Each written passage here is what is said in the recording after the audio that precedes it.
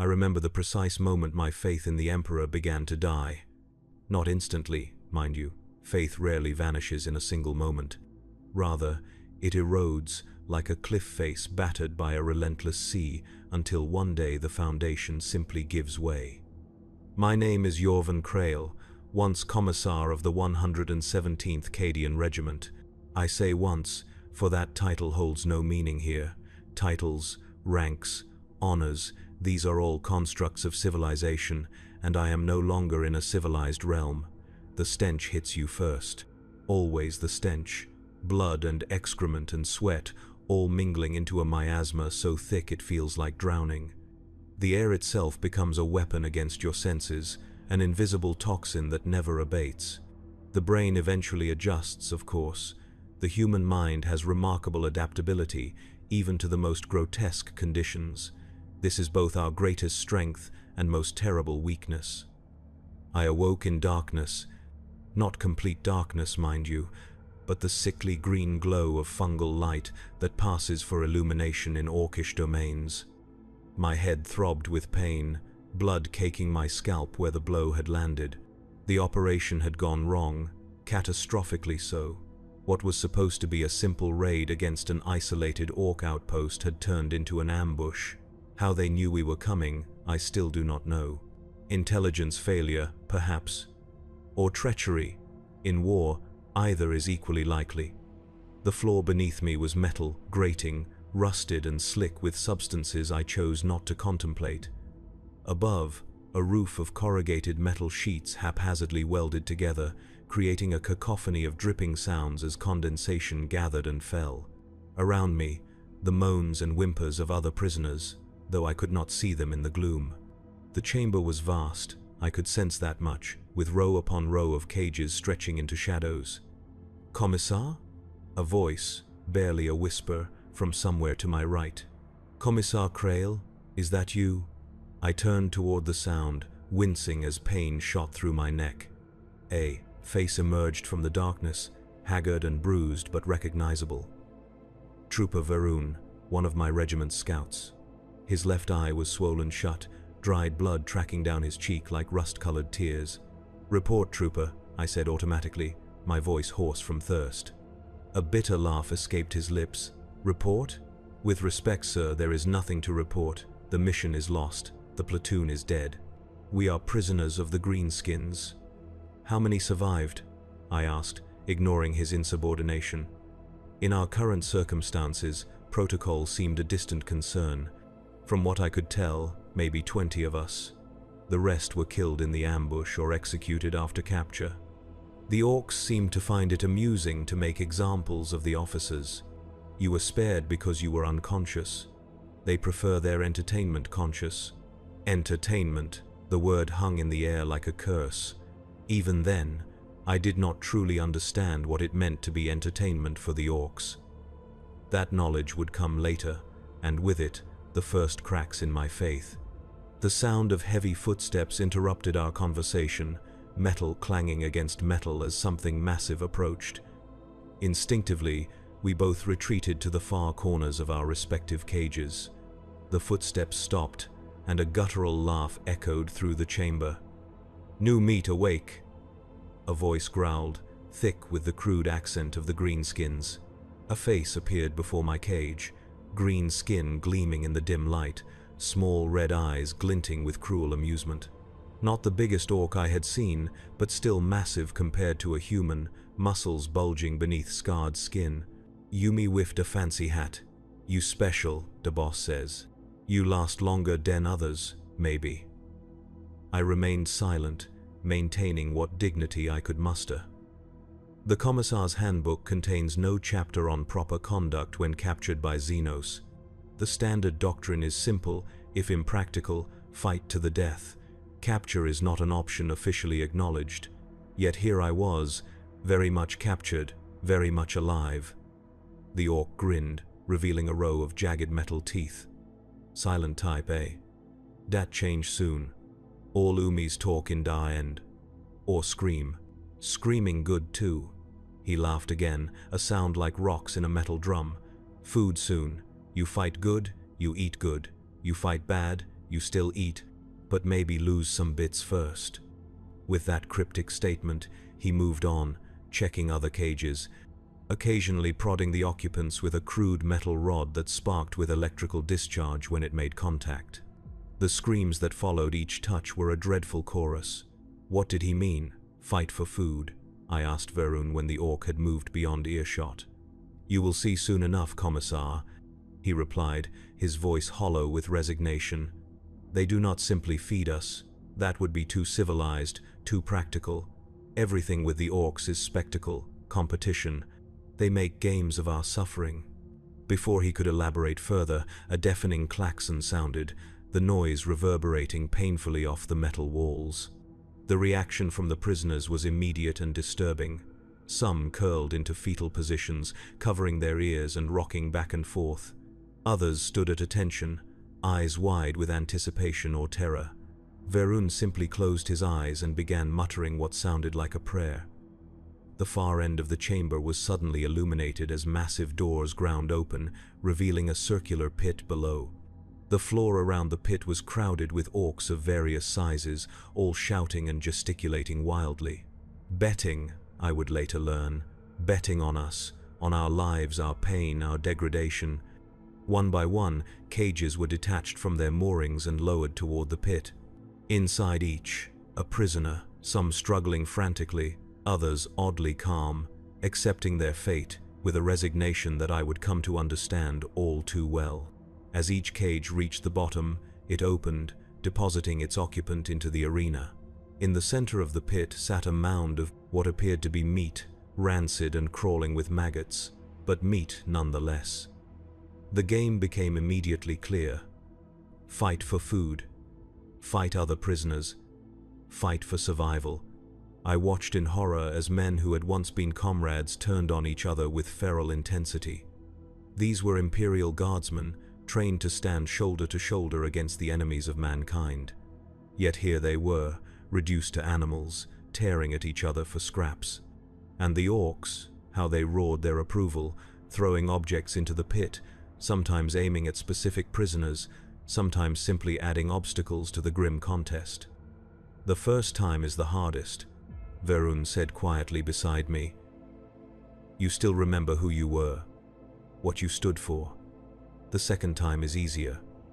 By the third, you stop thinking entirely. You become what they want you to become." "How long have you been here?" I asked, unable to tear my eyes from the spectacle below. 10 feedings, maybe 11. Time loses meaning. Some have been here longer. The ones who learn to entertain the greenskins, the ones who embrace what they have become. A particular struggle in the pit drew louder cheers from the orc audience. A large guardsman had another in a chokehold, slowly crushing his windpipe while simultaneously reaching for a piece of meat. The victim's eyes bulged, his face turning purple as he clawed desperately at his attacker's arms. "That is Sergeant Halleck," Varun said, his voice devoid of emotion. "He was known for his dedication to his men, once, would give his ration to the wounded. Now look at him." The sergeant's victim went limp, and the orcs roared their approval. Halleck released his hold and scrambled for the food, shoving it into his mouth without bothering to remove the maggots that writhed within. "Tomorrow it could be us down there," Varun continued. "If not tomorrow, then soon. They rotate the cages. Everyone gets their turn in the pit." I wanted to say something reassuring, something about maintaining faith in the Emperor, about the strength of the human spirit. The words that had always come so easily during battlefield addresses now stuck in my throat. What meaning did such platitudes have in this place? What relevance did the God Emperor have in this metal hell where humanity itself was stripped away bite by bite? As if reading my thoughts, Varun spoke again. "The Emperor cannot see us here, Commissar. This place exists outside his light. I should have reprimanded him for such heresy, should have reminded him of his duty, his faith. Instead, I remained silent, watching as below us Imperial guardsmen tore each other apart for rotting scraps while aliens laughed.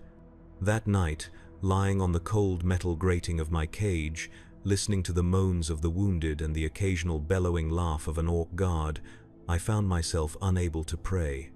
The words of the Imperial Creed, memorized since childhood, seemed to evaporate from my mind. In their place, a single question repeated endlessly: what would I do when my cage was lowered into that pit? What would remain of Commissar Jorven Krael when faced with starvation and the primal need to survive? I did not sleep. Sleep was a luxury that belonged to another life. Instead, I existed in a state of wary consciousness, alert to every sound, every movement. Survival instinct, taking hold already. The human animal, emerging from beneath the veneer of civilization. The green fungal light never fully dimmed, casting the chamber in perpetual twilight. In this half-light, I took inventory of my prison. The cage was roughly 3 meters by 2, with a height that forced me to stoop slightly when standing.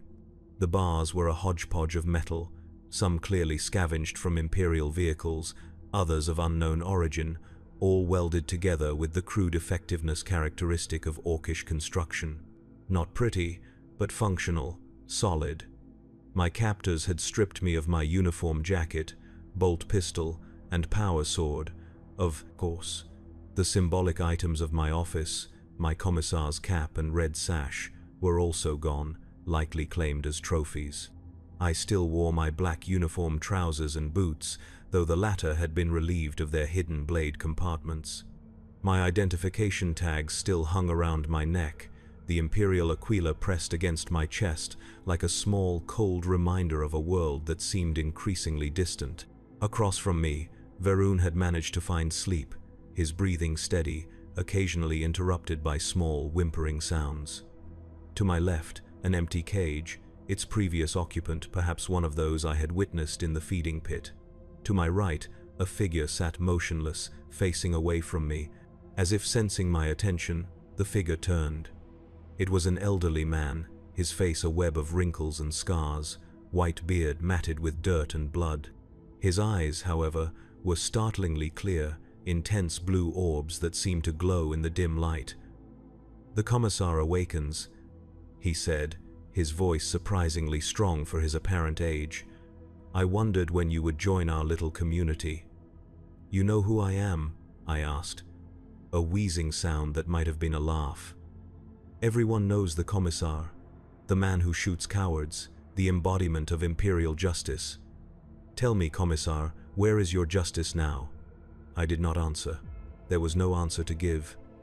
"My name is Thorn," he continued after a moment. "Once a Medicae in the 44th Valhallan. Before your time, I expect. I have been in this charming establishment for what I estimate to be 3 standard months." 3 months. The thought was staggering. "How have you survived?" I asked. "By being useful," he replied simply. "The orcs have a crude understanding of medical care, mostly involving amputations and cauterization, but occasionally they require something more delicate. Keeping a prisoner alive for extended torture, for instance. That is where I come in." "You help them torture your fellow humans?" I could not keep the disgust from my voice. Another wheeze of laughter. "Judge me not, Commissar. In here we are all compromised. You will be too, soon enough. But no, I do not assist in torture. I merely patch up the victims afterwards, when the orcs tire of their screams.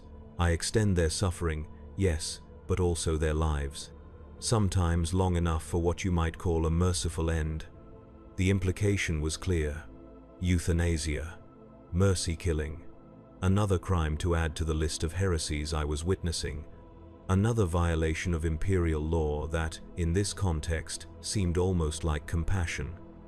"There will be another feeding tomorrow," Thorn said, changing the subject. "Your cage is in the rotation. Be prepared." "What advice would you give?" I asked, swallowing my pride. In this place, survival superseded rank. Thorn regarded me thoughtfully. "You are strong, for an officer, and you have the advantage of your training. But strength alone will not save you. The orcs do not care only about who wins their little games, they care about who entertains. Sometimes, a good loss is more valuable than a victory. You suggest I lose deliberately? I suggest you understand the true nature of your predicament. You are not a prisoner of war, Commissar. You are a performer in a theater of cruelty. Learn the role that keeps you alive the longest." With that cryptic advice, he turned away again, conversation apparently over. I was left alone with my thoughts, turning his words over in my mind. A performer in a theater of cruelty. The concept was anathema to everything my training had instilled in me. Commissars did not perform. We commanded, we enforced, we embodied the unbending will of the Emperor, but the Emperor was not here. In his place were the greenskins, with their crude jokes and crueler entertainments. And I was beginning to understand that survival in this place might require a flexibility that my rigid training had never prepared me for. Morning, if such a term had meaning in this timeless hell, announced itself with the return of the Orc Guards. They moved through the chamber, prodding prisoners awake with their shock rods, occasionally stopping to torment those who reacted in particularly amusing ways. I sat rigidly in my cage, determined to show no weakness, no fear. The guard who stopped before my cage was different from the one the previous day. Larger, with a crude mechanical augmentation replacing his left eye, he peered at me with a mixture of curiosity and anticipation. "Commissar man," he growled. "You fight today.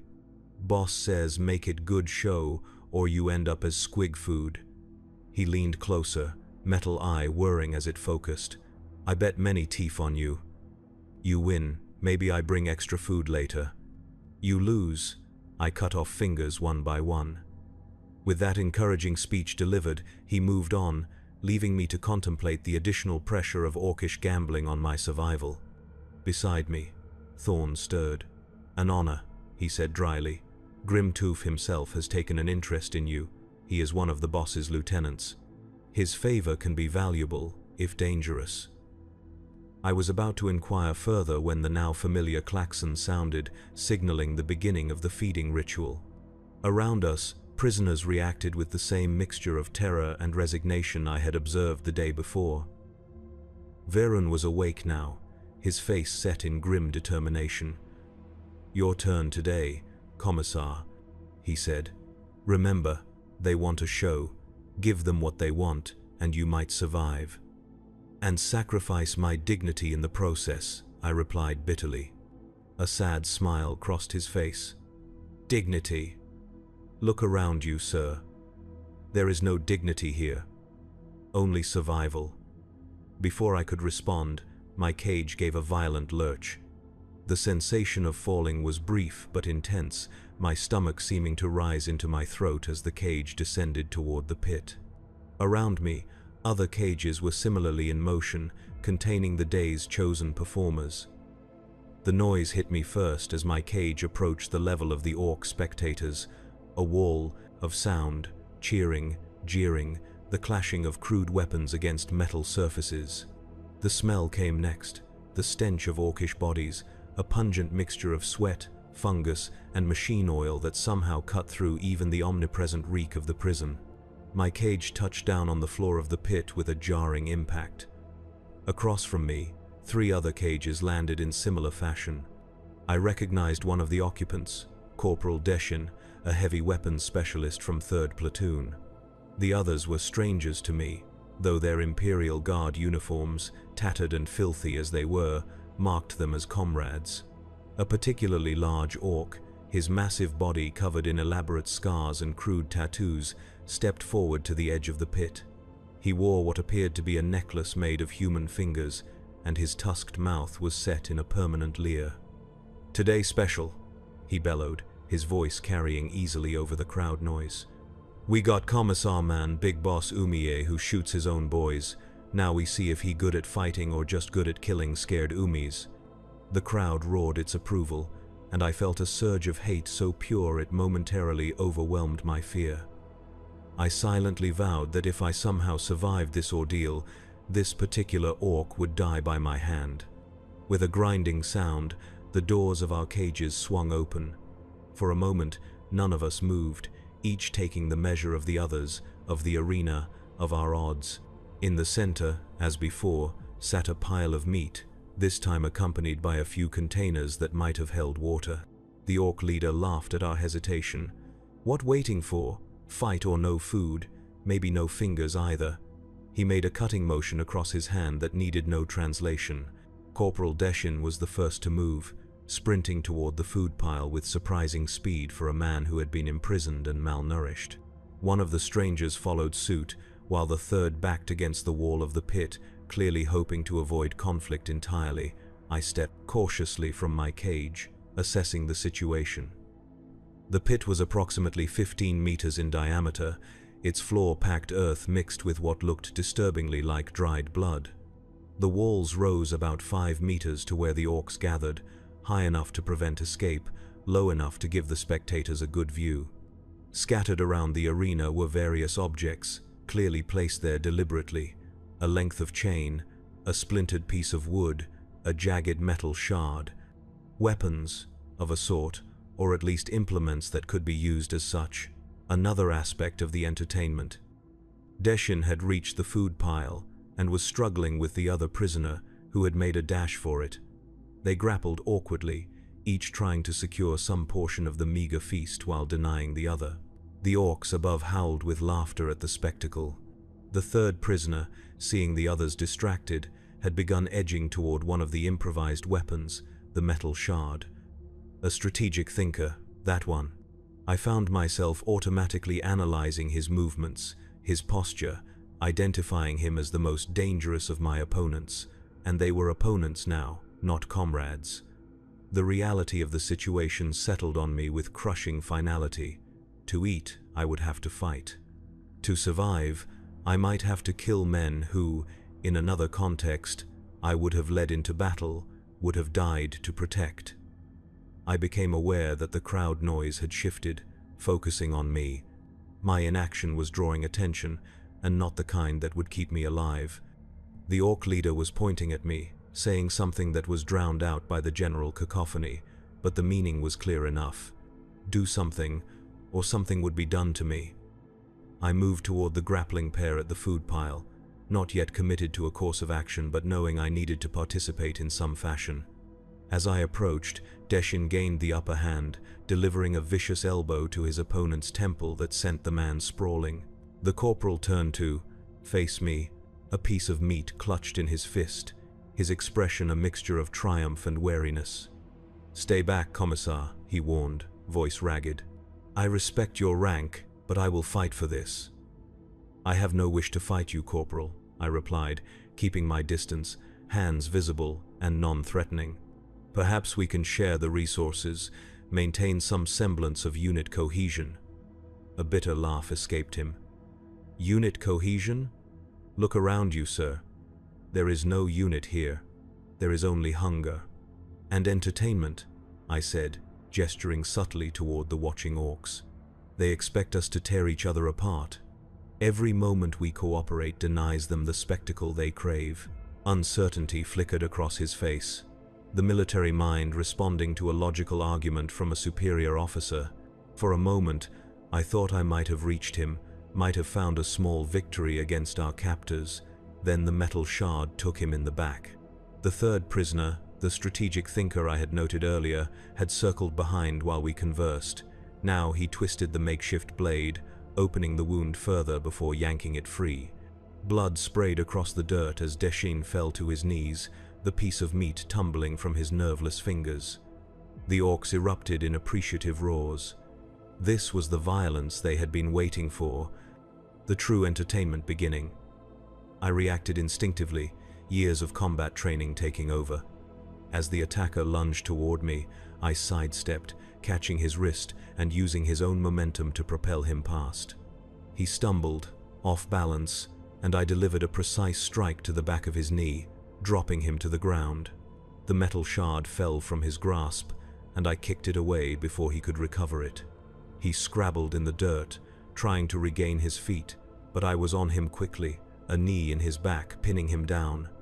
"Yield," I commanded, the authority in my voice automatic, a product of years of conditioning. He laughed, a desperate, broken sound. "Yield? This is not a dueling ground, Commissar. This is a death pit. There is no yielding here." The truth of his words hit me like a physical blow. This was not combat as I understood it, with its rules and protocols. This was survival in its most primal form. And in that moment, a strange clarity descended upon me. If I was to survive, truly survive, and not just extend my suffering, I needed to understand the nature of this new battlefield. I released my hold and stood, backing away from the fallen man. He looked at me in confusion, clearly expecting a finishing blow. The orcs above had gone oddly quiet, perhaps equally confused by my actions. "I will not kill for their amusement," I declared, loudly enough for the closest orcs to hear. I turned in a slow circle, making eye contact with as many of the Xenos as possible. "I am Commissar Jorven Kryl of the Imperial Guard. I am not your plaything." The silence stretched for a long moment and then broke with a wave of jeering laughter. Objects began to rain down into the pit, bits of garbage, small rocks, even what appeared to be severed human fingers. The message was clear enough: fight or become the target. The man I had spared was on his feet now, eyeing me warily.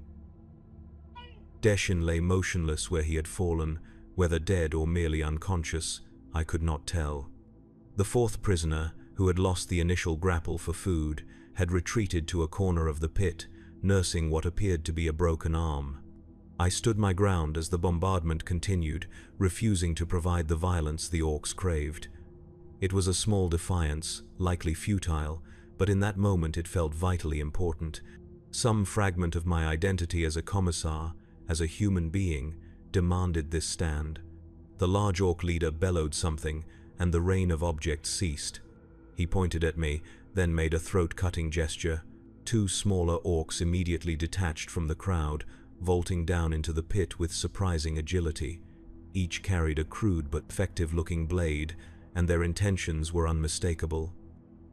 They approached cautiously, spreading out to come at me from different angles.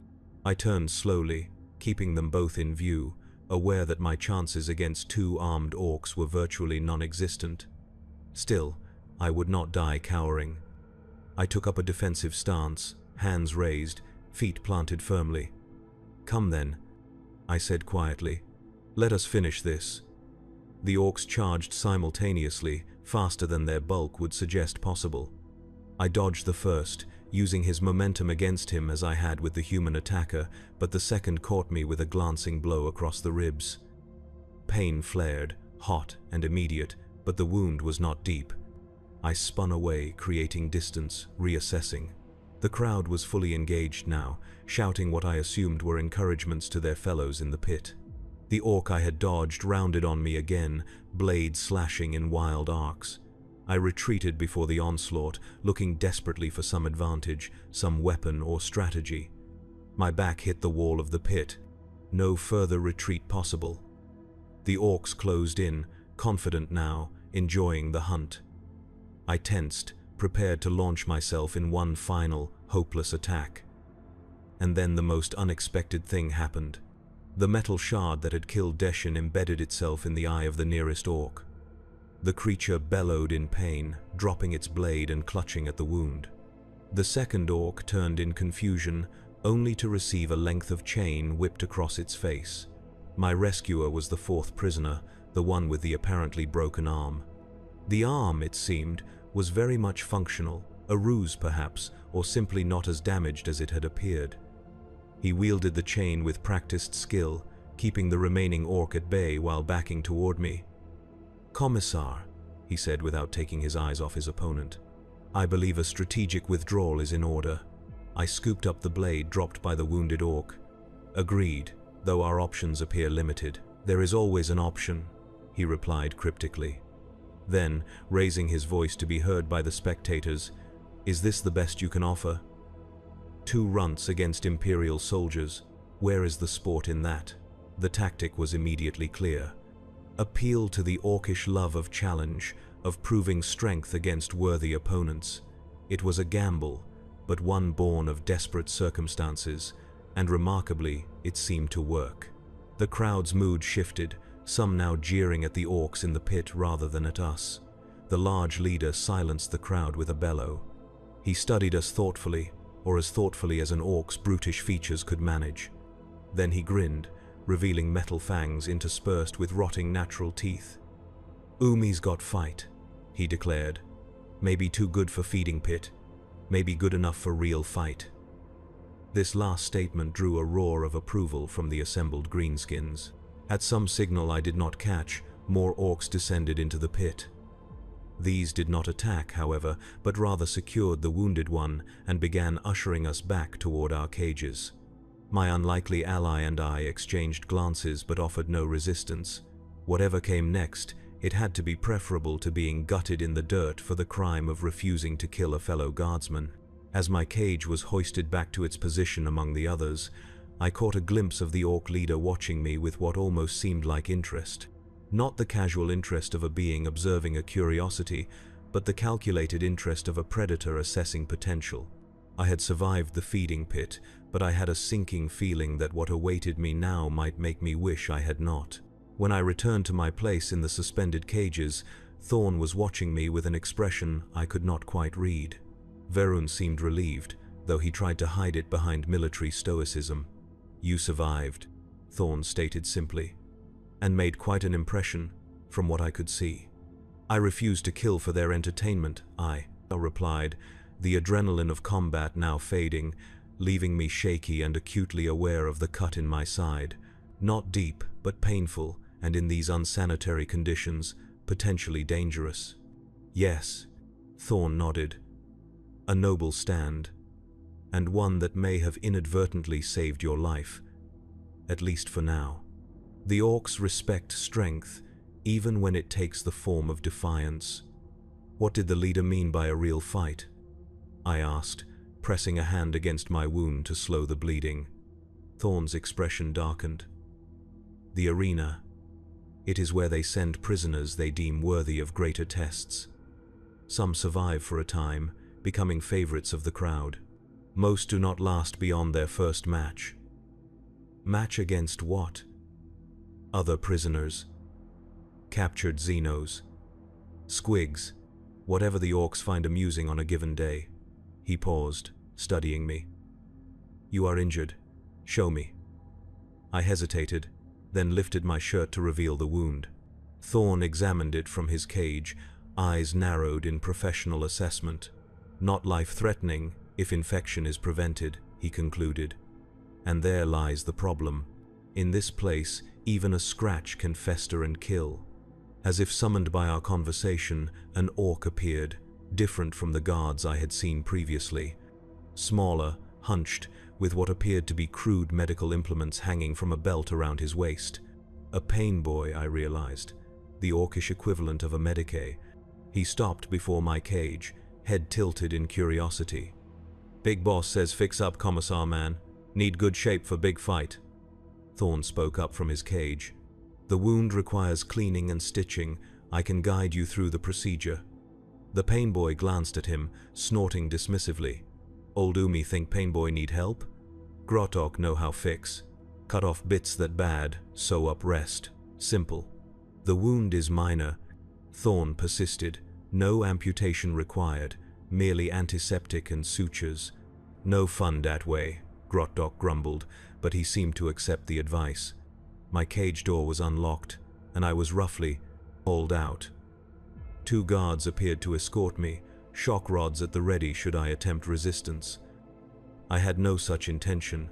The prospect of medical attention, however crude, was more appealing than slow death by infection. I was led through a series of corridors, each seemingly more ramshackle than the last. The architectural style, if it could be called that, pure orcish in its chaotic functionality. Everything looked as if it had been assembled from battlefield scrap, which it likely had been. Yet despite the apparent disorder, there was a brutal efficiency to the construction. Say what you will about the greenskins, they build to last. We arrived at what I can only describe as a torture chamber masquerading as a medical facility. Various implements hung from walls and ceilings, their purposes all too horribly clear. Tables with restraints occupied the center of the room, most bearing stains I preferred not to examine too closely. The smell was overpowering, a mixture of blood, cauterized flesh, and strange fungal compounds that I assumed served as orcish medicine. Grodok gestured toward one of the cleaner tables.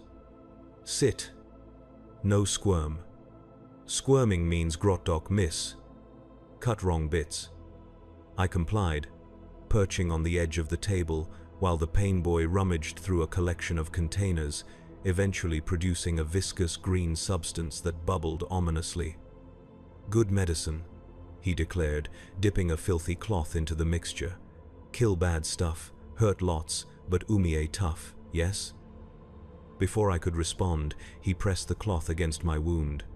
The pain was immediate and intense, a burning sensation that went beyond mere physical discomfort. It felt as if acid was eating into my flesh, spreading outward from the cut. I clenched my jaw to prevent crying out, determined to maintain some shred of dignity. Grodok watched my reaction with obvious disappointment. No scream? Boring. He continued his ministrations, eventually producing what looked like a needle fashioned from bone and some kind of sinew for thread. His suturing technique was crude but effective, closing the wound in a series of rough stitches that would leave a significant scar. Throughout the procedure, I took the opportunity to study the room more carefully, noting potential weapons, exits, the patterns of guard movement. The information might prove useful, though escape seemed a remote possibility at best. More practically, I observed the pain boy's methods, filing away knowledge that might help me treat future injuries when proper medical attention was unavailable. All fix, Grodok declared finally, applying a paste of unknown composition over the stitched wound. No die from little cut now, save dying for arena, yes? More fun that way. When am I expected to fight? I asked, testing how much information I might glean. The pain boy cackled. When boss say fight, you fight. Maybe tomorrow, maybe next day, whenever good crowd gather. Big commissar man first fight, always big event. So I had time, at least a little. Time to recover, to plan, to adapt to my new reality. Not that planning seemed likely to improve my circumstances significantly. What does one plan for when the future holds only violence for the entertainment of aliens?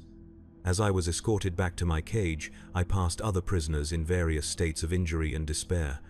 Some bore the marks of recent combat, others the wasting effects of prolonged captivity. A few met my eyes with something approaching recognition, perhaps respect for the commissar's uniform I no longer wore. Most simply stared blankly, already lost to whatever inner world they had created to escape this nightmare. One in particular caught my attention, a woman in the tattered remains of a Cadian officer's uniform. Her right arm ended in a crude mechanical prosthetic of obvious orcish design, likely the work of Grodok himself. Despite her condition, she stood straight, eyes alert and evaluating as I passed. A survivor, that one. Someone who had adapted to the horrific reality of our captivity without surrendering completely to it. Upon return to my cage, I found Varun anxiously awaiting news. The arena, he said, voice barely above a whisper. They rarely send new prisoners there directly. You must have impressed them somehow. Or merely confused them, I replied, settling carefully to avoid straining my freshly stitched wound. I refuse to play by their rules. Orcs respect strength, even when it manifests as defiance. Perhaps, Varun agreed, though uncertainty tinged his voice. But the arena is no feeding pit. The orcs bring their favorite prisoners there, the ones who provide the best entertainment. They invest in those fighters, giving them better food, medical care, even weapons training. Not out of kindness, understand, but to prolong the spectacle. And what becomes of these favorites eventually? A shadow crossed his face. The same as all of us, Commissar. Death, sometimes quick, sometimes drawn out for maximum effect. The only difference is how long the journey takes, and how much of yourself you lose along the way. His words hung in the air between us, heavy with implication. How much of yourself you lose. Already I could feel it happening, the small compromises, the mental adjustments necessary for survival. The commissar I had been would never have accepted treatment from a Xenos Medicae, would never have considered cooperation with the enemy, even in the limited form of participating in their combat rituals. Yet here I was, planning how best to navigate this new reality, how to survive just one more day in this metal hell. "Get some rest," Thorn advised from his neighboring cage. "Your wound may be treated, but your body needs recovery, and your mind more so. The arena will demand everything you have, both physically and mentally." I nodded, stretching out on the metal grating that served as floor and bed alike. Sleep did not come easily, interrupted by pain and the constant noise of the prison, the moans of the injured, the occasional bellowed laughter of orc guards. But eventually, exhaustion claimed me, dragging me down into darkness. I dreamed of the Imperial schola where I had trained to become a commissar. The rigid discipline, the endless drills, the lectures on human weakness and how to combat it. In the dream, I stood before a class of cadets, delivering a lecture on maintaining morale in the face of Xenos horrors. But as I spoke, my uniform began to deteriorate, falling away in tatters. The cadets transformed before my eyes, their young, earnest faces becoming the brutish visages of orcs, leering and jeering as I stood exposed and vulnerable before them. I awoke with a gasp, sweat cooling on my skin despite the oppressive heat of the prison. Around me, the other prisoners slept or sat in silent contemplation, each trapped in their own private hell. I touched the wound at my side, feeling the rough texture of the stitches through the fabric of my shirt. Physical pain, at least, was something familiar, something I could understand and endure. The next day, if such temporal distinctions had meaning in this timeless place, began with the usual routine. Guards making their rounds, prisoners being selected for the feeding pit, the sounds of combat and suffering echoing through the chamber. I was left in my cage, my status as an arena fighter apparently granting some temporary reprieve from the daily struggle for sustenance. An orc I had not seen before approached my cage around what I estimated to be midday. Larger than the regular guards, with crude armor decorated with human teeth and finger bones, he carried himself with the swagger of authority. "Commissar man," he growled, voice like gravel. "Boss want talk, you behave, maybe keep all fingers today." My cage was unlocked, and I was once again escorted through the labyrinthine corridors of the prison. This time, however, we ascended, rather than moving laterally, climbing, through increasingly well-constructed sections of the complex. The walls transitioned from scrap metal to more permanent construction, suggesting we were moving from the improvised prison cells to the original structure, whatever it had been before the orcs claimed it. We arrived at what had clearly once been an Imperial command center. Faded aquilus still adorned some walls, though most had been defaced or covered with crude orcish symbols. The tactical display table in the center of the room now served as a throne of sorts, piled with trophies of war, human and otherwise, and upon this macabre throne sat the largest orc I had ever encountered, Warboss. The word surfaced in my mind automatically, a classification drilled into me during tactical training. This was no mere leader of a raiding party. This was a warlord, a commander of armies, a being of terrible purpose and power. His skin was darker than that of his subordinates, nearly black in places, crisscrossed with scars that spoke of countless battles survived. One eye had been replaced with a bionic implant, glowing red in its metal socket. His massive frame was augmented with crude but effective-looking mechanical enhancements, and the power claw that served as his right arm hummed with barely contained energy. "So," he rumbled, his voice surprisingly articulate for an orc. "This is the commissar who refuses to fight proper. The Umier who thinks he too good for Grizgutz's entertainment."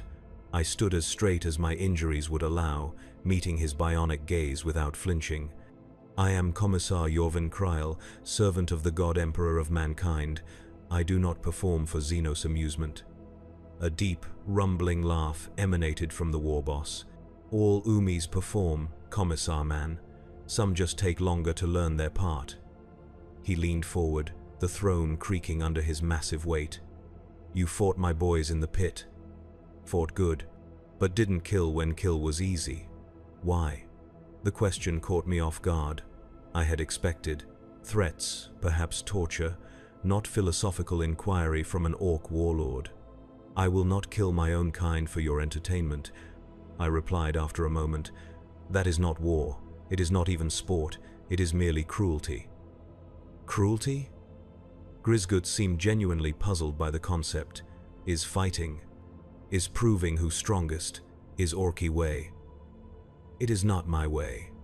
The war boss studied me for a long moment, his expression unreadable. Then he barked a command to one of his subordinates, who scurried from the room, returning moments later dragging a human prisoner. I recognized the man instantly. Sergeant Halleck, the guardsman I had witnessed killing a comrade in the feeding pit. He looked even worse now, emaciated, eyes darting nervously around the room, lingering on the war boss with naked terror. "This Umi kill other Umis for food," Grisgut said, gesturing dismissively at Halleck. "Kill without honor, kill weak way." He turned his baleful gaze back to me. "You no kill at all. Which better, Commissar man? One who kills without honor, or one who lets others die because he too proud to get hands dirty?" The question struck deeper than I cared to admit. How many times had I executed guardsmen for cowardice or dereliction of duty? How many lives had I taken in the name of Imperial discipline? Was that so different from what Halleck had done, killing to survive in an impossible situation? "There is no honor in this place," I said finally. "No glory, no purpose. Only survival and entertainment. I choose to survive without becoming a performer in your theater of cruelty." Grisguts leaned back, a sound like grinding metal emerging from what I assumed was laughter. Big words from Yumi in cage. But Grisgut's curious now. "Want see how long Commissar man keep pride. Tomorrow you fight in arena, not other Yumi. Something special.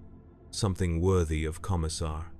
He gestured, and I was seized by the guards, dragged unceremoniously back toward the door. As we left, I heard the war boss issue another command. A scream cut through the air, abruptly silenced. I did not look back. I knew what had become of Sergeant Halleck.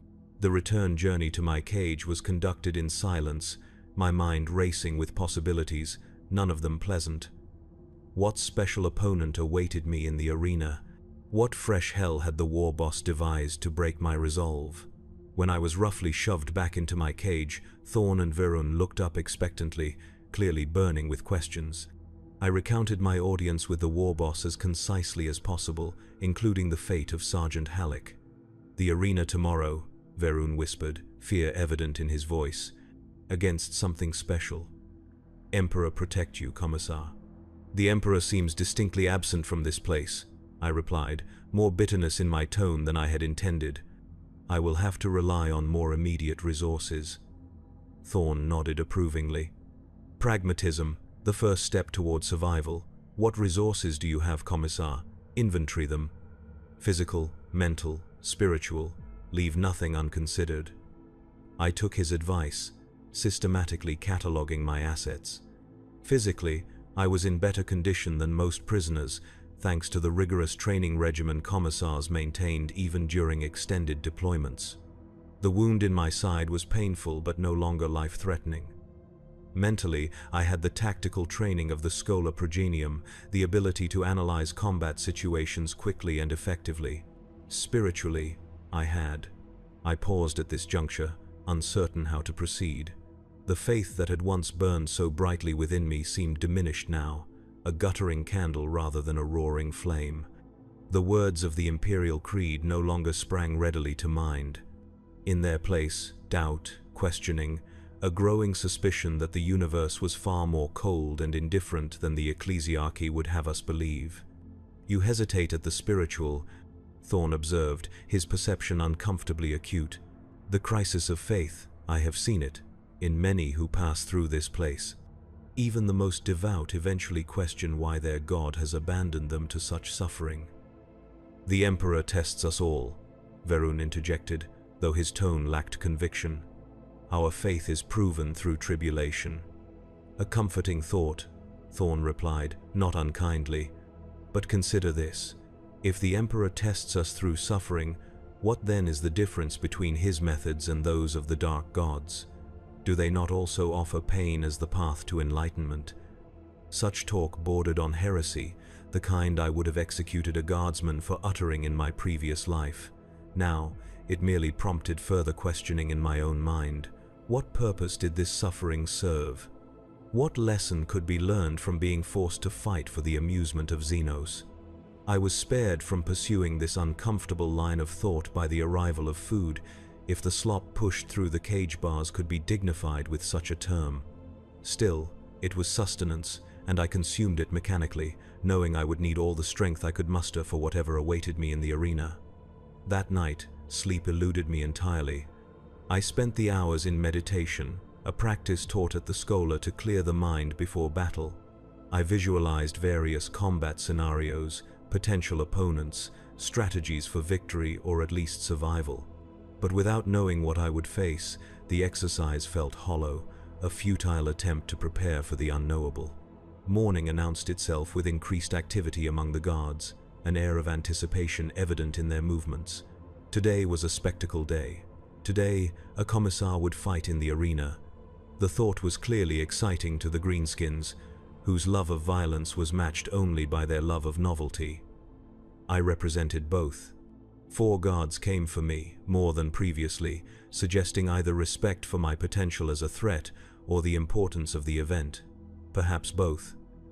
They bound my hands before opening the cage, taking no chances with their prized combatant. "Good fortune, Commissar," Varun called as I was led away. The traditional Imperial Guard farewell before battle, though we both knew fortune had little to do with what awaited me. The arena, when I finally saw it, was both more and less impressive than I had imagined. A converted hangar bay, its ceiling open to the polluted sky above, its floor covered in sand stained dark with blood of various colors. Surrounding the central fighting area were tiered seating arrangements, already filling with orcs of all sizes, from runts barely larger than human children to massive knobs rivaling the war boss himself in bulk. I was taken to a holding area beneath the stands, where various creatures were confined in cages similar to those in the main prison, though these were ground level rather than suspended. Most of the occupants were human, presumably other fighters who had graduated from the feeding pits to this more formal entertainment. But there were other species as well. A snarling Kroot warrior, something that might once have been an Eldar but was now so mutilated as to be barely recognizable, even what appeared to be a juvenile tyrannid, though how the orcs had managed to capture and contain such a creature was beyond my comprehension. My bonds were removed, and I was ushered into a preparation area where, to my surprise, my commissar's uniform jacket and cap awaited. Both had been crudely repaired, the jacket missing its right sleeve entirely, the cap stained with what was likely the previous owner's blood. Still, they were symbols of my office, my identity, and I donned them without hesitation. "Look proper now," one of the guards commented, sounding almost approving. "Good fight better when fighters look part."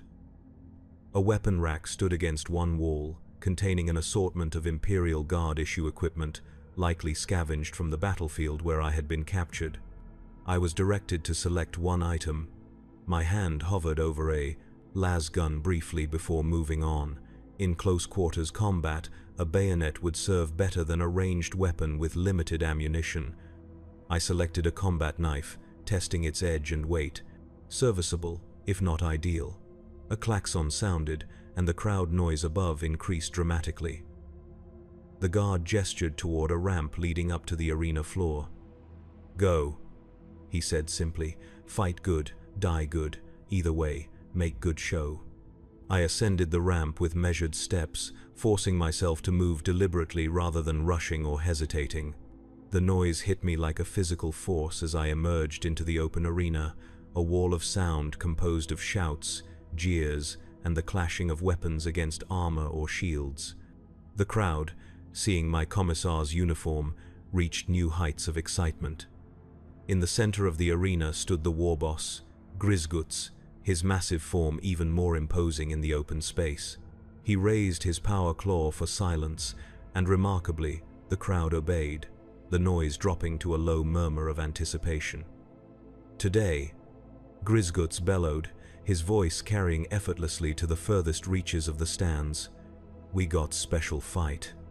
Imperial Commissar Man, big boss who shoots coward Umis, against something from Umie nightmares, something that eat worlds and never stop." A sinking feeling settled in my stomach. Surely he could not mean. A gate at the far end of the arena ground open, and my worst fears were confirmed. The creature that emerged was unmistakable, despite its relatively small size. A Tyrannid warrior, its chitinous armor gleaming dully in the sunlight, its multiple limbs ending in wicked talons, its eyeless head swiveling as it scented the air, and sensed me. The crowd erupted in excited shouts as the creature oriented toward me, its posture shifting from cautious to predatory in an instant. I raised my knife, knowing full well how hopelessly outmatched I was. A commissar against a Tyrannid warrior was not a duel, it was an execution.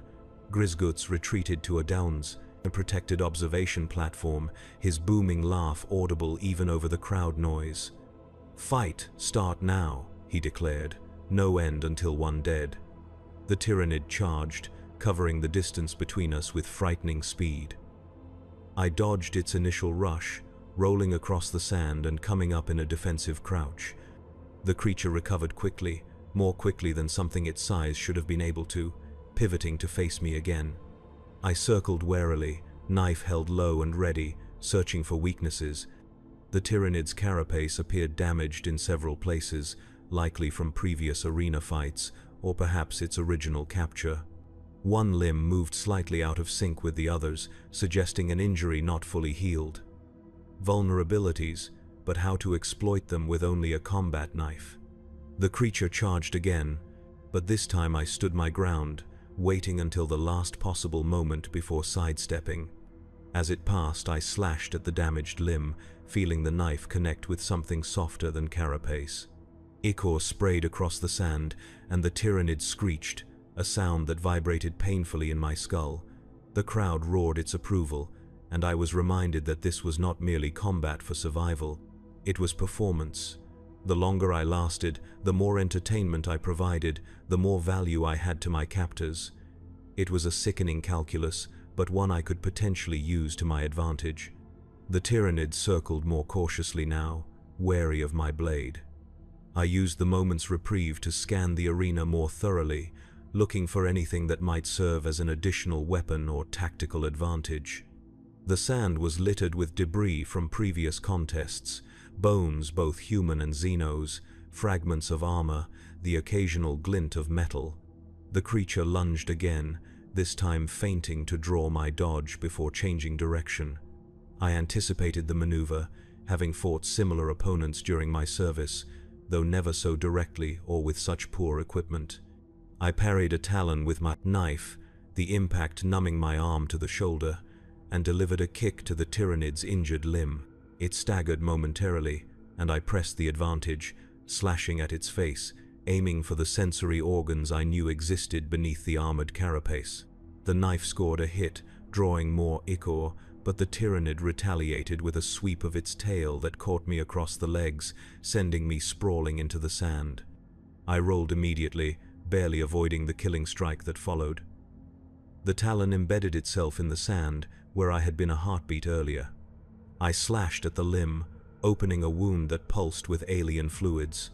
The Tyrannid recoiled, giving me space to regain my feet. The crowd was fully engaged now, cheering and jeering with each exchange. I caught glimpses of orcs exchanging what I assumed were wagers, teeth changing hands as the fight progressed. My survival had become a gambling proposition. The thought would have been amusing in other circumstances. The combat continued in this fashion for what felt like hours but was likely only minutes. A dance of attack and counter, wound and riposte, neither of us able to land a decisive blow.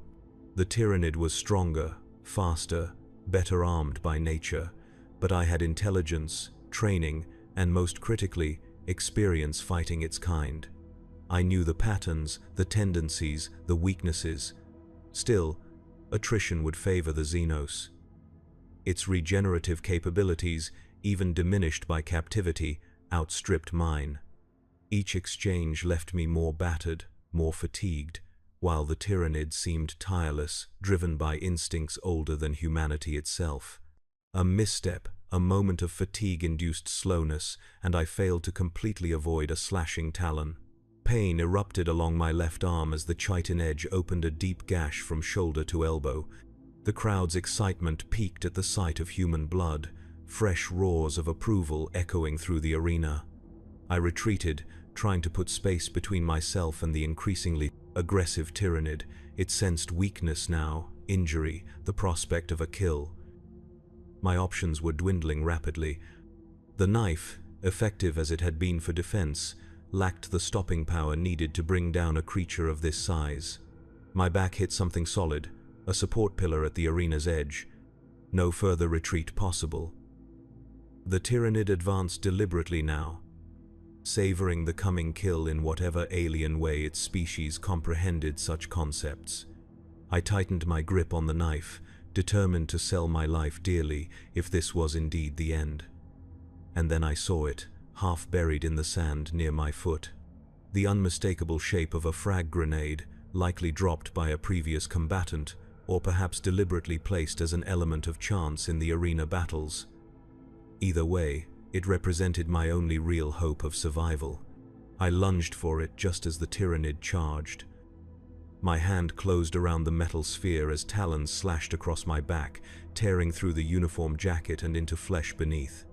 I rolled with the impact, coming up in a crouch, grenade now clutched in my bloody hand. The tyrannid rounded for another charge. I waited, timing essential now. Too soon, and it would have time to evade. Too late, and I would not survive to deploy the weapon. It leapt, a perfect predatory arc that would end with me impaled on its talons. I primed the grenade, ducked beneath its trajectory, and as it passed overhead, shoved the explosive into a gap in its carapace where previous damage had left the inner tissues exposed. The detonation was almost immediate. The tyrannid's body absorbed much of the blast, but the shock wave still threw me across the sand. My ears rang, vision blurred from the concussive force. Through the haze, I saw the creature's ruined form twitching in its death throes, limbs spasming, ichor pooling beneath its shattered carapace. The crowd's reaction was delayed, as if they could not quite process what they had witnessed. Then, as realization dawned that the human had somehow emerged victorious, a sound unlike any I had heard before erupted from the assembled orcs. Not merely approval or excitement, but something approaching religious awe. A human, armed with only a knife, had defeated a tyrannid warrior in single combat. It was the kind of improbable victory the orcish mind was perfectly evolved to appreciate. I struggled to my feet, swaying with exhaustion and blood loss. My uniform hung in tatters, more red now than black with the blood that soaked it. But I stood, knife still clutched in one hand, facing the warboss's observation platform with all the dignity I could muster. Grisguts himself seemed momentarily speechless, his bionic eye whirring as it focused and refocused on me. Then he threw back his massive head and laughed, a sound like artillery fire that echoed through the arena. "Commissar man full of surprises," he bellowed when his mirth subsided. "Grisguts like surprises, make life interesting. You live today, fight again soon. Maybe something even better next time." I was retrieved from the arena floor by the same guards who had escorted me there, though their demeanor had shifted subtly. There was something approaching respect in their rough handling, as if I had become more than just another human prisoner in their eyes. Rather than returning me directly to my cage, I was taken to the Medicae area, where Grotdok waited with his dubious healing arts. The pain boy seemed almost gleeful at the extent of my injuries, taking particular interest in the talon slash across my back. "Good wounds," he declared, applying his burning unguent to the gashes. "Clean cuts. Heal good with right medicine. Make good scars. Scars important for arena fighters. Show survival." I endured his ministrations stoically, too exhausted to do otherwise. When he had finished stitching and binding my wounds, I was given water and what passed for food in this place, though of noticeably better quality than the slop served to regular prisoners. Protein-rich meat of uncertain origin, some kind of fungal bread that was surprisingly palatable. The message was clear: I had become an investment, a source of entertainment worth maintaining. When I was finally returned to my cage in the main prison chamber, word of my victory had already spread. Prisoners watched me pass, with expressions ranging from awe to calculation. I had survived the arena, defeated a tyrannid in single combat. In the bizarre social hierarchy of the prison, this elevated me to a status just below the orcs themselves. Verun greeted me with naked relief, while Thorn merely nodded, as if my survival confirmed some private theory of his. "The arena champion returns," he said, no mockery in his tone despite the grandiose words. "You have achieved what few humans ever have, Commissar, the respect of the orcs." Respect? I collapsed onto the floor of my cage, every muscle screaming in protest. Is that what this is? Being forced to fight Xenos abominations for their amusement? In orcish culture, yes, Thorn replied. Combat is their religion, their art, their science. By surviving, by fighting well, you have earned a place in their mythology. I want no place in their mythology, I muttered, though even as I said the words, I recognized their futility. What I wanted had ceased to matter the moment I was captured. There was only what was and what might be. Nevertheless, you have it, Thorn continued, and with it comes certain privileges. Better food, medical care, perhaps even certain freedoms within the compound. These can be leveraged, Commissar, for survival or perhaps something more. The implication was clear. Escape. The word hung unspoken between us, too dangerous to voice aloud, yet suddenly more tangible than it had been before.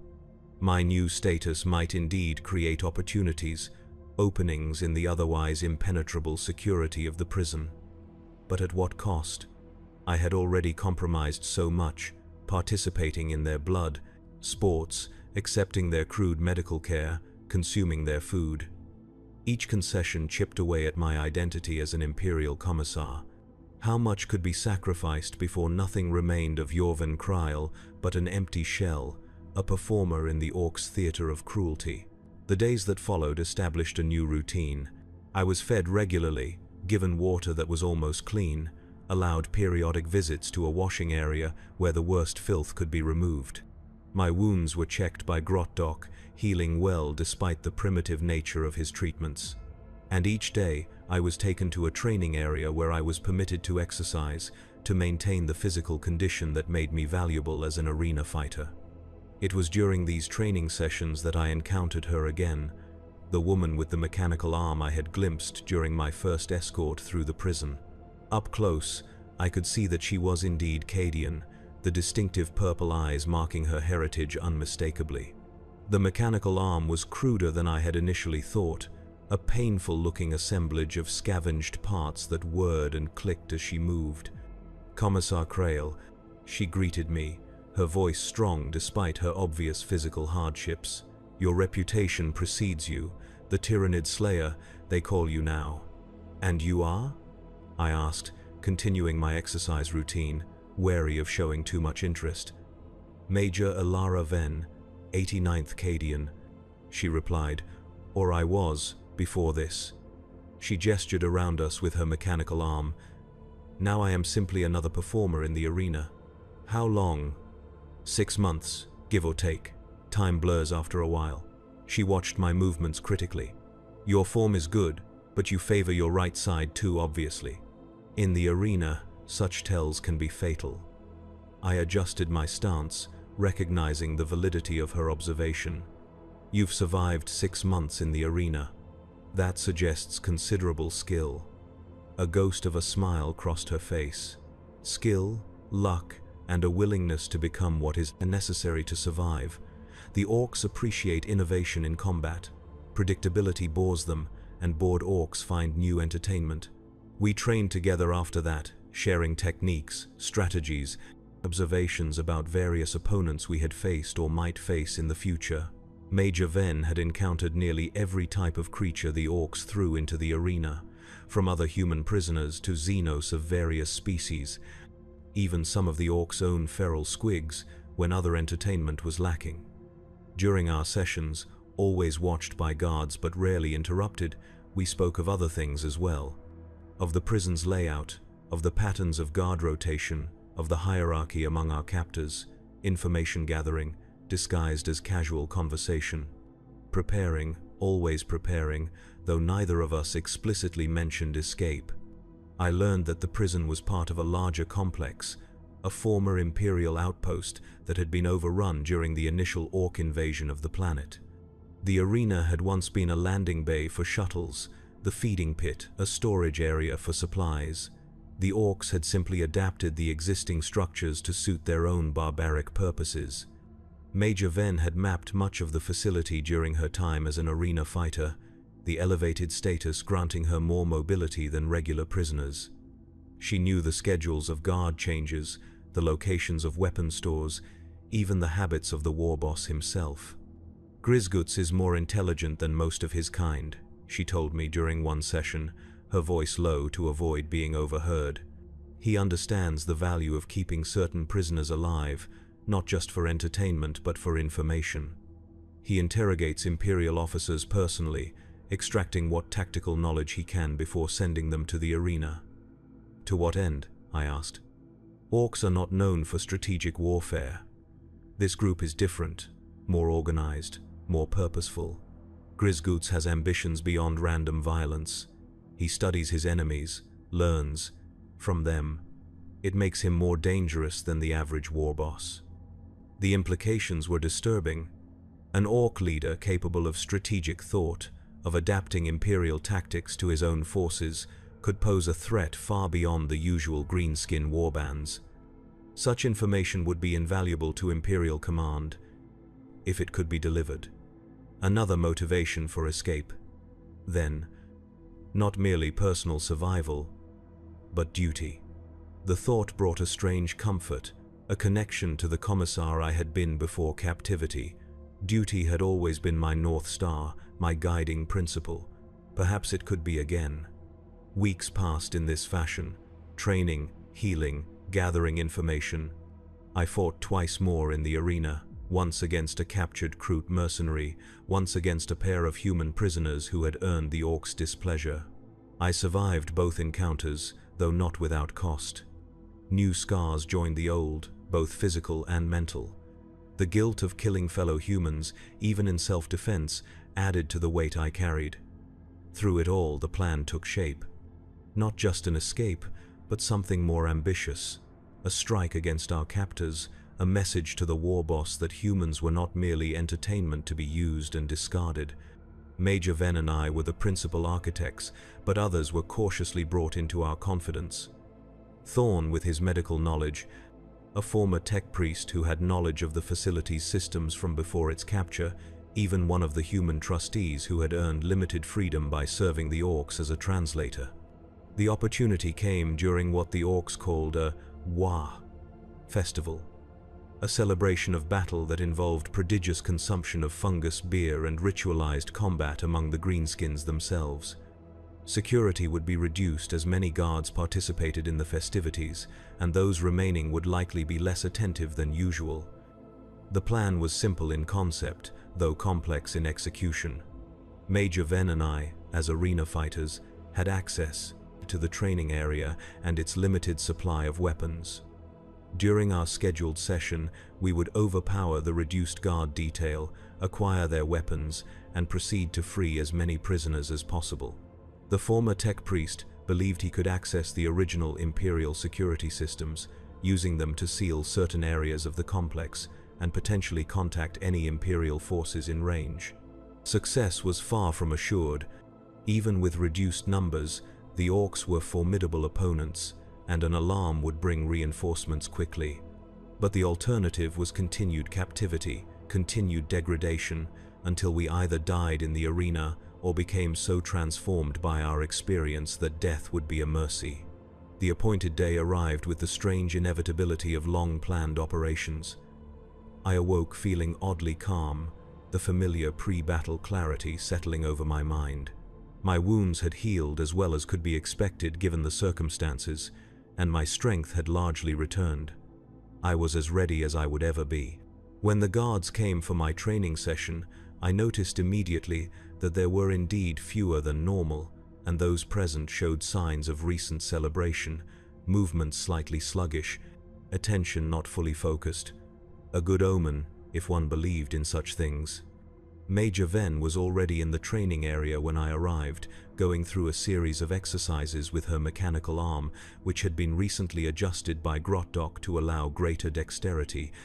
She acknowledged me with a nod, her eyes conveying what words could not. Today was the day. We began our usual routine, warming up separately before engaging in practice combat.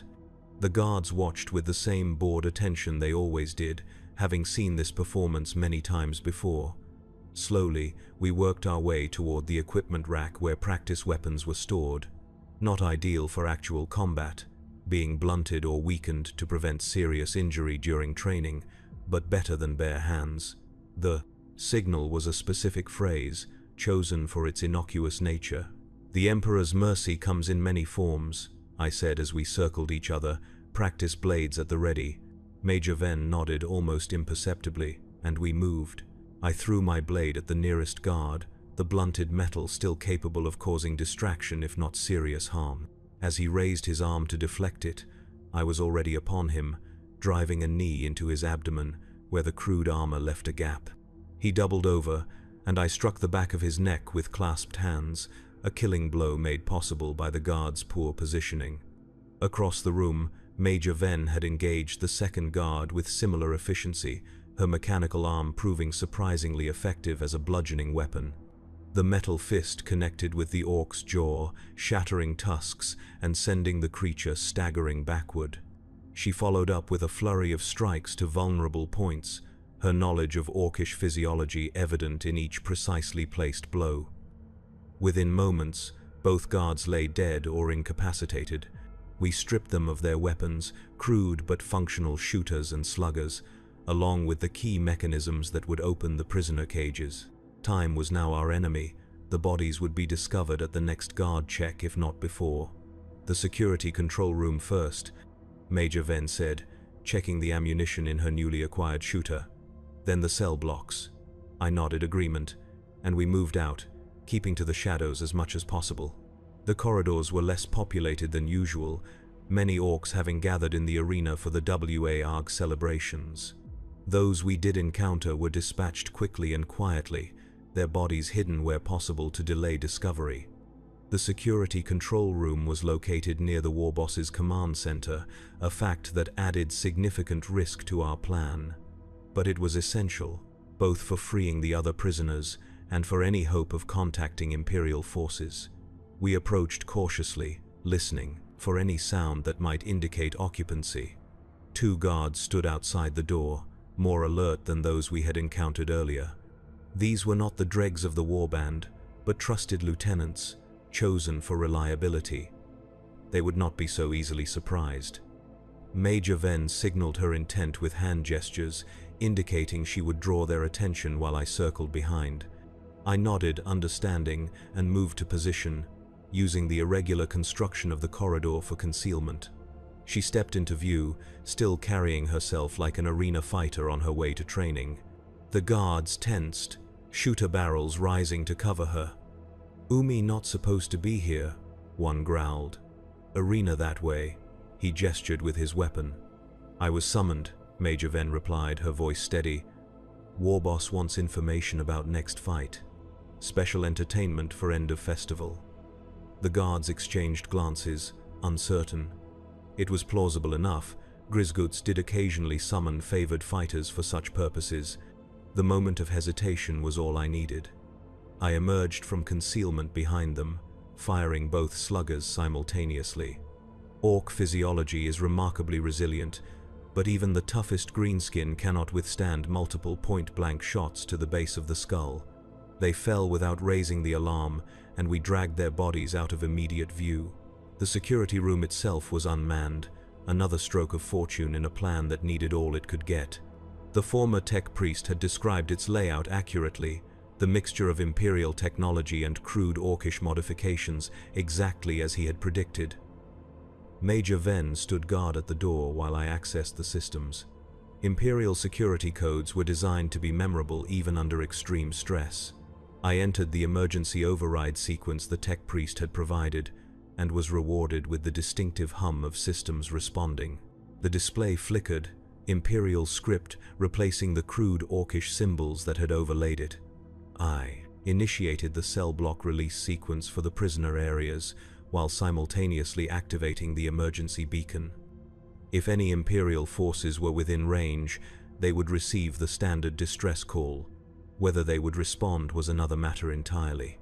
This planet had been written off after the initial Orc invasion, the survivors presumed dead or as good as. Alarms began to sound throughout the facility, not the result of our detection, but rather the automatic response to unauthorized system access. The element of surprise was now gone, but in its place was chaos, and chaos could serve our purpose just as well. "Time to move," Major Ven said from her position at the door. "The cells will be opening now. We need to arm as many prisoners as possible before the Orcs organize a response." We headed for the nearest armory, guided by the facility map now displayed on my commandeered data slate. The alarm had created exactly the confusion we had hoped for, Orcs running in multiple directions, some to battle stations, others to the prisoner blocks, still others to the arena, where many of their leaders would be gathered.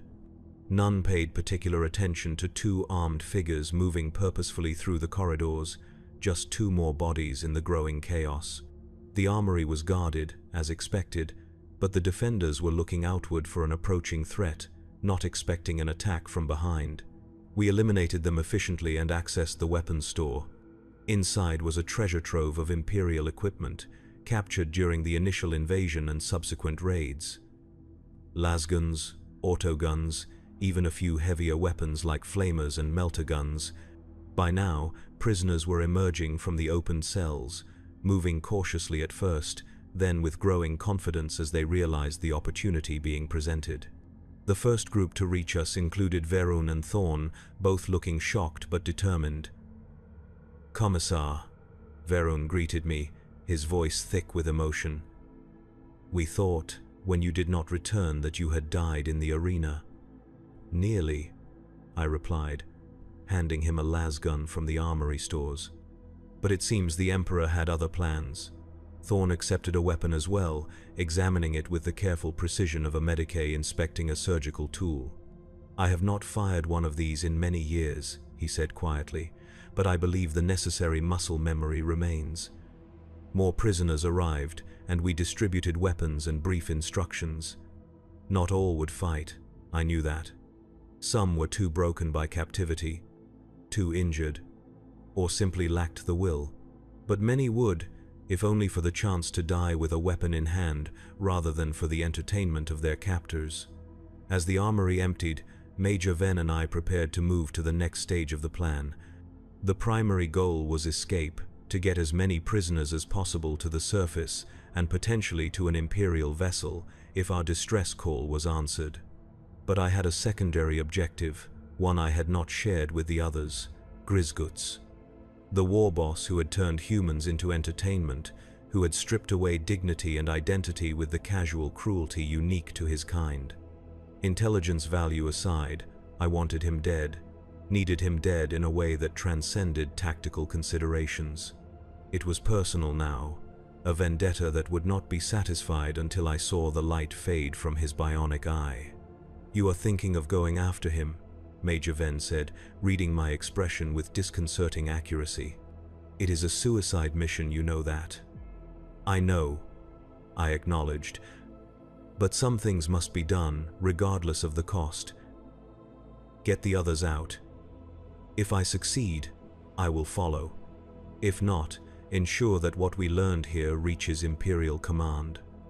The nature of this warband, its organization, its leaders' tactics, it could save lives in future conflicts. She studied me for a long moment, then nodded once, sharply. "For the Emperor," she said. "For humanity," I replied. The distinction felt important somehow, a subtle shift in perspective that reflected my changed understanding of the universe. Then, I was moving, heading deeper into the facility rather than toward the surface, toward the arena where the war boss would be overseeing the WAAGH celebrations. The fighting grew heavier as I approached the arena, the orcs becoming more organized as their leaders took control of the situation. I expended ammunition carefully, making each shot count, knowing I would need every advantage when I finally confronted Grizguts. The arena itself was in chaos when I arrived, orcs fighting each other as much as they were combating the escaped prisoners who had made their way here. In the center of it all stood Grizguts, bellowing orders, his power claw crackling with energy as he cut down any who showed weakness or confusion. I took up position on one of the observation platforms, the same one from which the war boss had watched my own arena battles, fitting that our positions should be reversed for this final confrontation. I aimed carefully, waiting for the perfect shot, the moment when he would be most vulnerable. A movement to my left alerted me to danger, and I spun to find one of Grizguts' lieutenants, the painboy Grottok, advancing with a surgical saw raised to strike.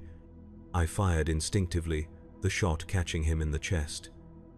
He staggered but did not fall, orcish resilience keeping him upright and dangerous.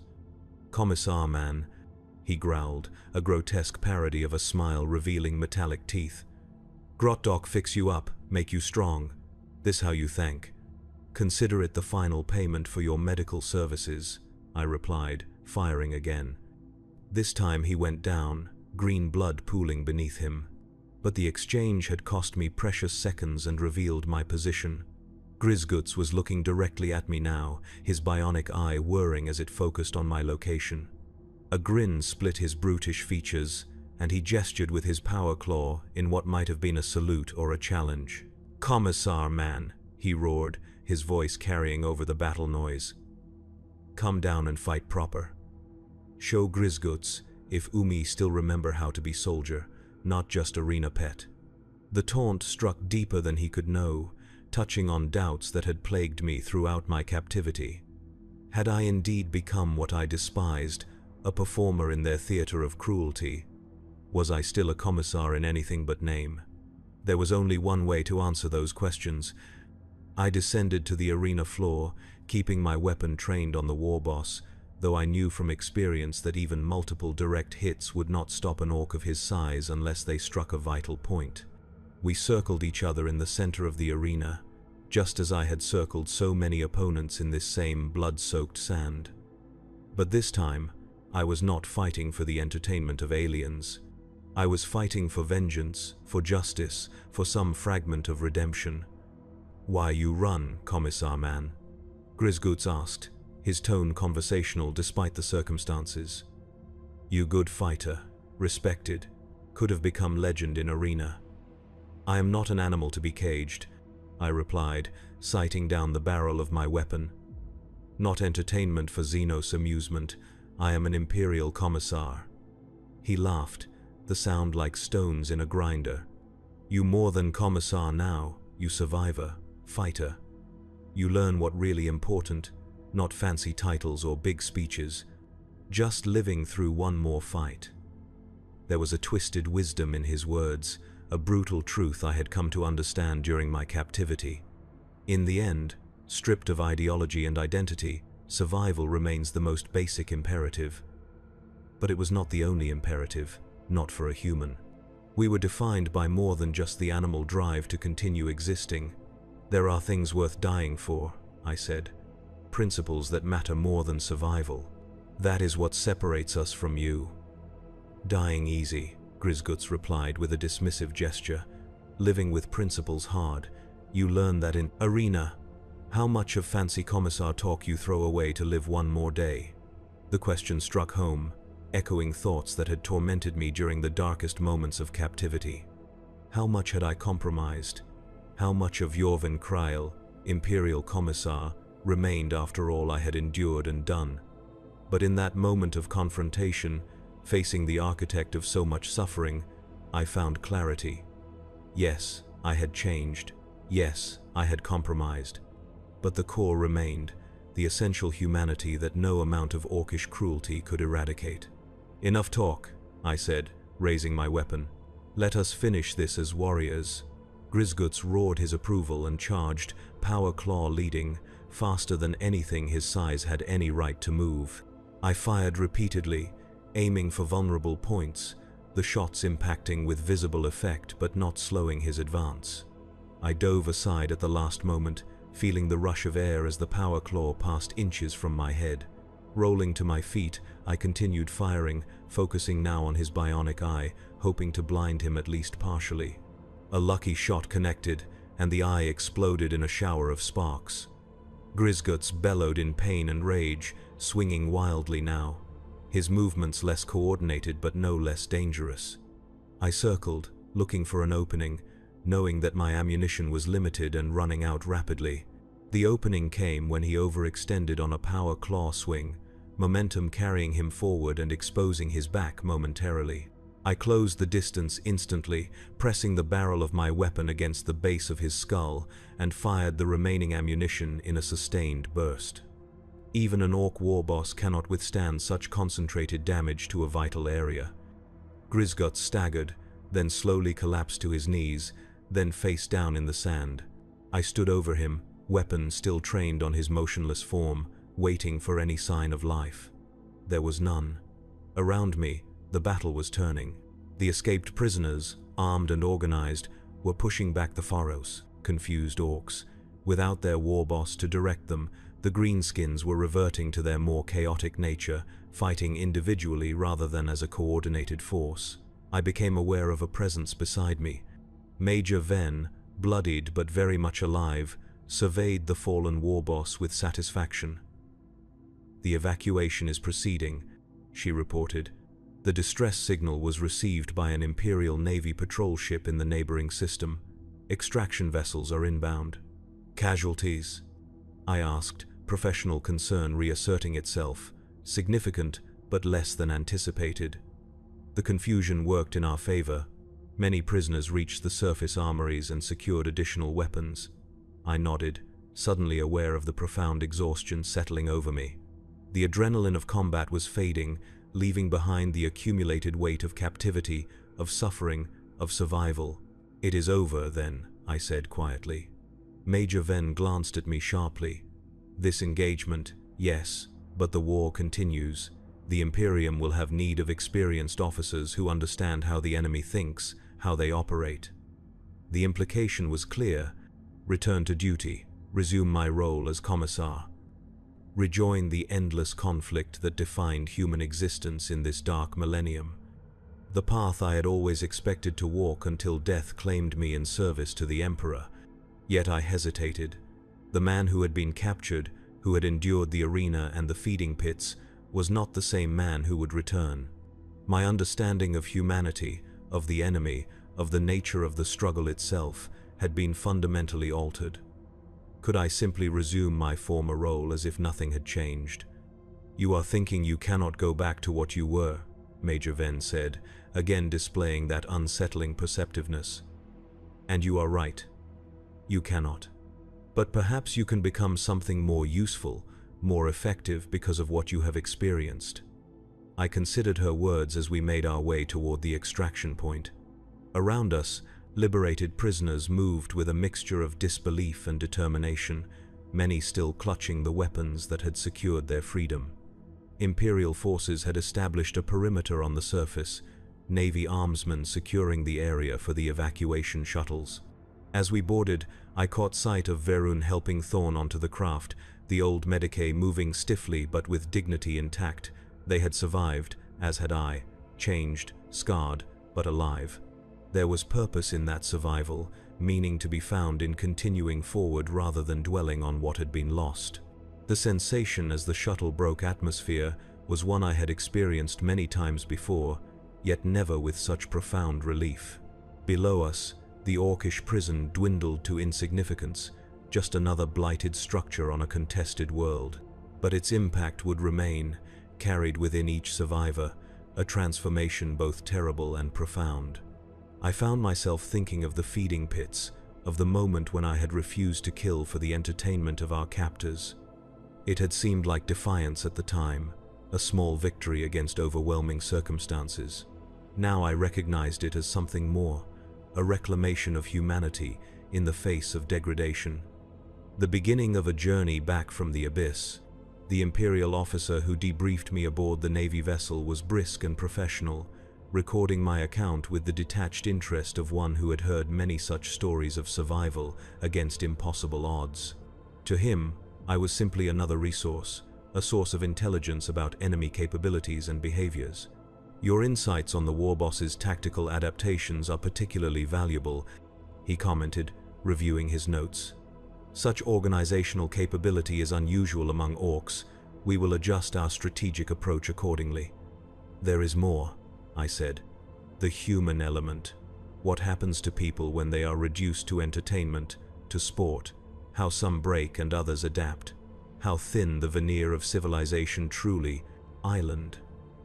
He looked at me blankly, clearly not understanding the significance. "I am sure the Munitorum psychiatrists will want to evaluate you and the other survivors for combat readiness. Standard procedure after captivity situations. Combat readiness, as if the only value in our experience was whether we could be returned to the front lines." Perhaps he was right. From the Imperium's perspective, the war machine required fuel, and that fuel was human lives, human suffering. Yet I could not help but feel there was a lesson in what we had endured, something fundamental about the nature of humanity when stripped of its protective structures, something both horrifying and hopeful. We had the capacity to become animals, yes, to fight over scraps and betray comrades for momentary advantage. But we also had the capacity to resist, to maintain some core of dignity, even in the most degrading circumstances. The orcs had sought to reduce us to entertainment, to performers in their theater of cruelty. Some had indeed been reduced, becoming what was necessary to survive. But others had found different paths, small resistances, moments of humanity preserved against all odds. I was assigned temporary quarters aboard the Navy vessel, a luxury beyond imagining after months in a metal cage. Clean bedding, private washing facilities, food that was not only nutritious but actually palatable, simple comforts that I had once taken for granted, now appreciated with almost religious gratitude. Sleep remained elusive, however. When I closed my eyes, I saw the feeding pits, the arena, the faces of those who had not survived. I heard the roar of the orc crowd, the screams of the dying, the desperate sounds of humans fighting over rotting meat. These memories would fade in time, perhaps, but never disappear entirely. They were part of me now, woven into the fabric of my being. On the third day of our journey back to Imperial space, I sought out Major Venn. She was in the ship's training area, moving through a series of exercises designed to rebuild strength and coordination, her mechanical arm now attended to by proper tech priests rather than the crude ministrations of Grimdark. "Commissar," she greeted me, "the medical officers tell me you have declined their offer of augmetic replacements for your damaged tissues." I touched the scar that ran along my jaw, a souvenir from the Tyrannid warrior. "Some marks should remain visible, I think. Reminders." She nodded, understanding. "And your plans once we return? Will you resume your commissarial duties?" The question had occupied much of my thinking since the rescue. The commissariat would expect it, would see no reason why I should not continue as before. I had survived captivity, had even organized a successful breakout. My file would note the experience as a commendation rather than a concern. "I am not certain the commissariat is where I can best serve now," I said slowly, the thought taking shape as I spoke it.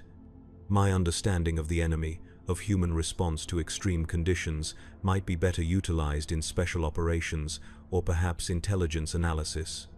A hint of a smile touched her lips. A commissar questioning his ordained role, another change wrought by captivity.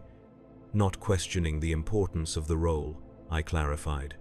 "Merely my own suitability for it, given what I now understand. The Imperium needs its symbols of authority, its enforcers of discipline, but it also needs those who understand the reality beneath the symbols, the true nature of both the enemy and ourselves." "And you believe you now possess such understanding?" I considered her question carefully. "Not complete understanding, but a perspective few others have. The orcs saw us as entertainment, as performers in their theater of cruelty, but in forcing us into those roles, they revealed truths about humanity that might otherwise remain hidden. About resilience, about adaptation, about what remains when everything else is stripped away.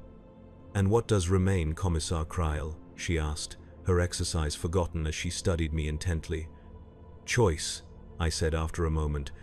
"Even in the most constrained circumstances, even when reduced to the most basic struggle for survival, we retain the ability to choose our response, to fight with dignity or surrender to animalistic instinct, to help others or focus solely on personal survival, to maintain our humanity or become merely another performer in the theater of cruelty."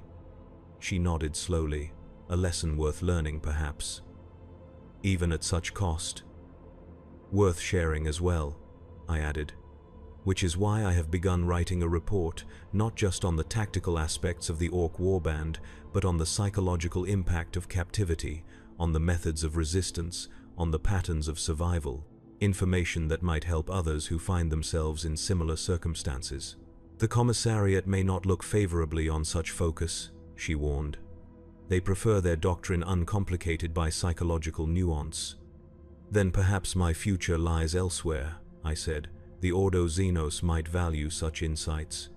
Or perhaps a training role, preparing those who might face capture to resist manipulation and degradation." We continued discussing possibilities as the ship made its way through the warp toward Imperial space. The future remained uncertain, the scars of captivity still fresh, the memories still vivid. But uncertainty was preferable to the false certainties I had clung to before, the rigid doctrines that had proven so inadequate in the face of actual suffering. "I am Jorvan Kryl, once a commissar of the Imperial Guard. I have been entertainment for aliens. I have fought in their arena and survived their prison. I have killed and refused to kill, compromised and held firm, lost faith and found new purpose. I am changed, marked by the experience in ways both visible and invisible, but I am not broken. Not a performer following a script written by others, whether human or Xenos. The theater of cruelty claimed many victims, but in the end, it failed to claim my humanity. That remains, scarred but intact, a foundation on which to build whatever comes next. The lesson of the prison was not that humans can be reduced to animals, though that is certainly possible. The lesson was that even in the most dehumanizing conditions, the choice to remain human persists. It is a harder path, a more painful one in many ways, but it is the path I choose to walk, now and in whatever future awaits me in the darkness of the far millennium. For in the end, what separates us from the Xenos, from the heretic, from the mutant, is not our physical form or our devotion to the Emperor, necessary as that may be. It is our capacity to choose compassion over cruelty, dignity over degradation, humanity over barbarity, even when all structures of civilization have been stripped away. That is the final lesson of the Orc prison. That is what I carry forward into the endless war that awaits. Not just survival at any cost, but survival with purpose, with meaning, with humanity intact. The Emperor protects, or so we are taught. But when his protection fails, when we find ourselves alone in the darkness, it is our choices that define us. It is our choices that save us, if we are to be saved at all.